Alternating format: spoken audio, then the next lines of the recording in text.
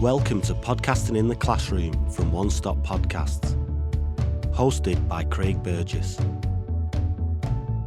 Across this series, we've explored why podcasting matters in education and how it can support pupils in meaningful ways. In this final episode, we're focusing on how schools can get started in a way that feels realistic, manageable and purposeful.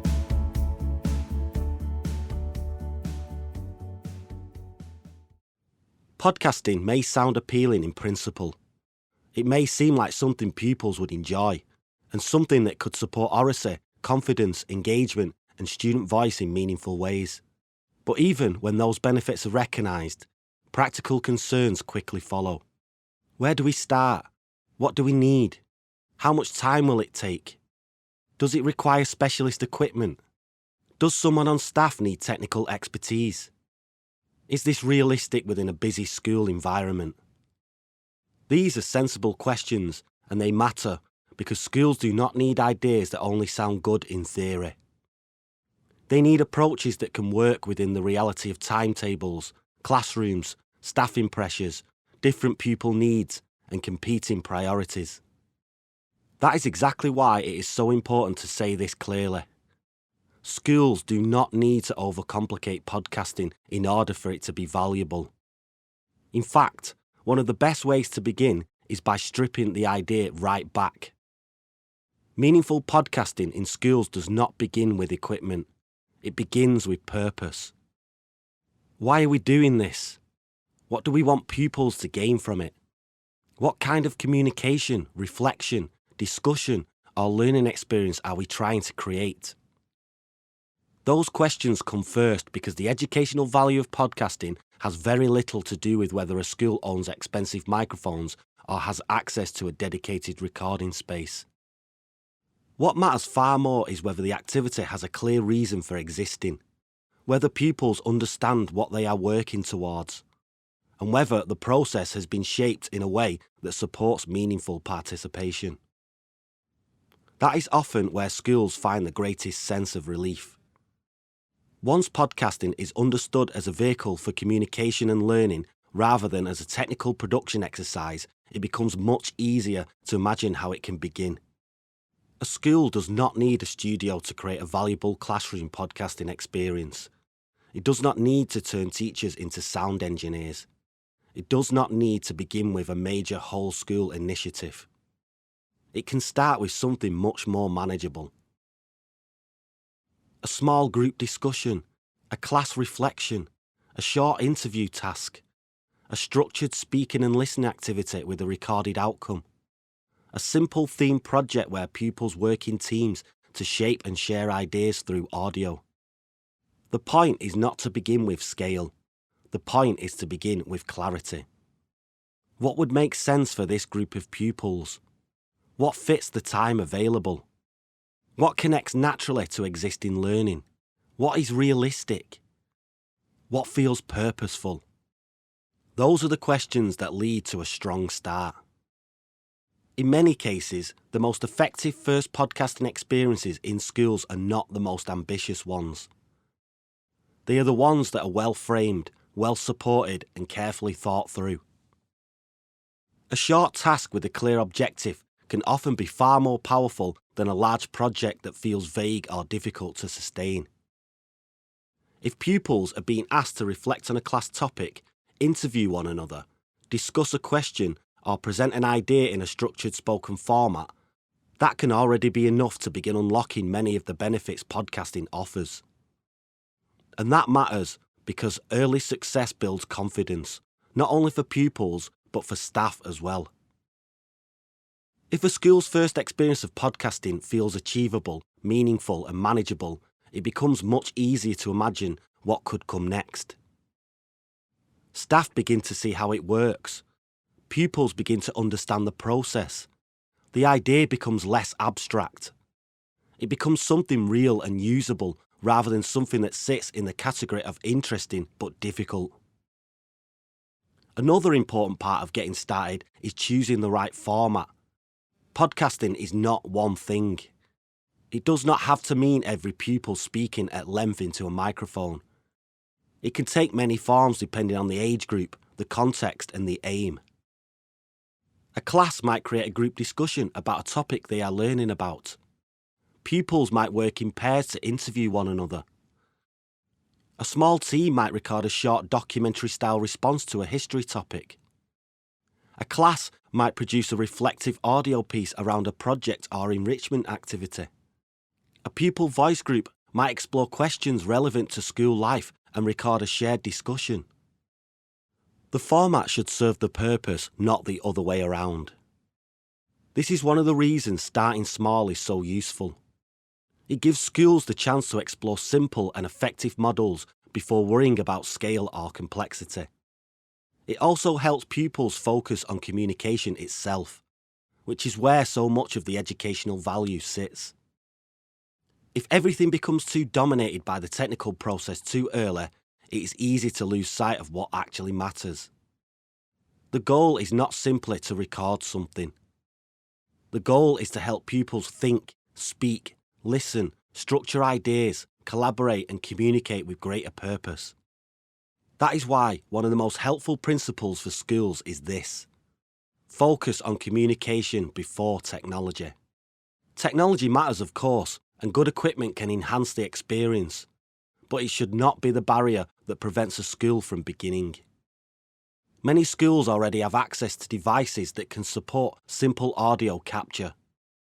A tablet, laptop or phone can often be enough for a meaningful starting point, especially when the aim is to explore the learning value of the process rather than produce a broadcast standard outcome.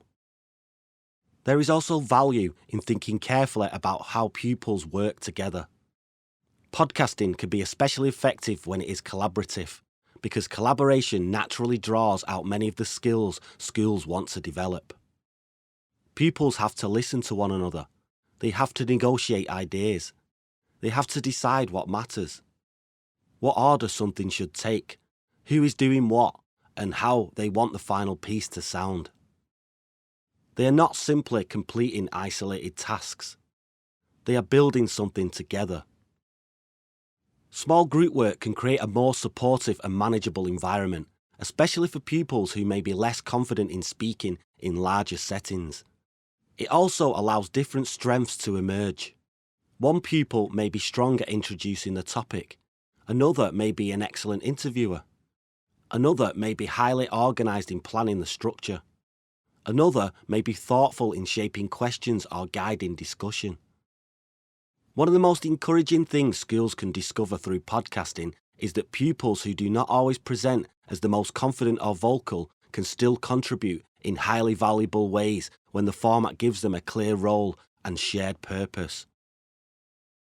Podcasting also does not always have to sit inside a single lesson or subject box. For some schools, the best entry point may be through enrichment, project-based learning, pupil leadership, or a themed day. For others, it may fit naturally within English, humanities, PSHE, or a communication-focused activity already taking place. There is no single correct route in.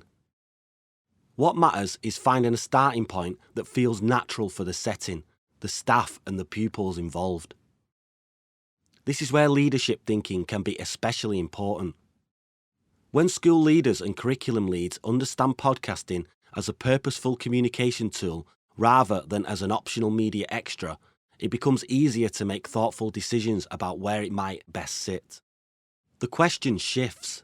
Not where do we squeeze this in, but where could this strengthen something we already care about? Could it support speaking and listening? Could it support pupil voice? Could it support student engagement? Could it support literacy? Could it support teamwork and reflection? Those are much more useful questions because they position podcasting not as an add-on, but as an approach that can serve wider educational aims. It is also worth saying that schools do not have to do everything alone. For some settings, getting started may feel easier with outside support, especially if staff want a clear structure, a professionally guided first experience, or a way of seeing what strong podcasting in education could look like in practice. External workshops or well-designed introductory projects can help schools build confidence quickly, reduce uncertainty, and create early wins. Sometimes that first well-supported experience is exactly what allows the idea to take root. Staff can observe how pupils respond. Leaders can hear the quality of discussion and reflection that emerges. Schools can begin to see that podcasting is not an unnecessary complexity. It is about giving pupils a meaningful structure through which to communicate and learn. What tends to matter most in those early stages is not perfection, but momentum. A successful starting point does not need to look flawless. It needs to feel purposeful. Pupils need to feel engaged. Staff need to feel that the process was manageable. The outcome needs to show enough value that people can imagine doing it again, perhaps with more confidence and more ambition next time. That is how sustainable practice often develops in schools. Not through pressure to do everything at once, but through thoughtful beginnings that make future growth possible. So perhaps the most important message here is this. Schools can get started with podcasting by beginning simply, thinking clearly, and keeping the focus on what matters most. Clear purpose, strong structure, meaningful communication, manageable delivery, supportive collaboration. When those things are in place, podcasting becomes far less intimidating and far more accessible.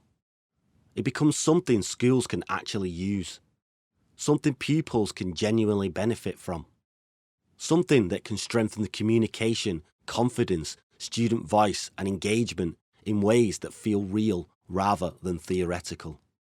Schools do not need to wait until everything is perfect before they begin. They do not need all the equipment, all the answers, or a fully formed long-term strategy in place before taking the first step. What they need is a reason to begin, a thoughtful way in, and the confidence to see podcasting not as something distant or specialist, but as something that can genuinely support the work they are already doing. Because at its best, podcasting helps pupils find words for what they think, shape ideas into something meaningful, and contribute to learning in a way that feels heard. And that is a very strong place for any school to start.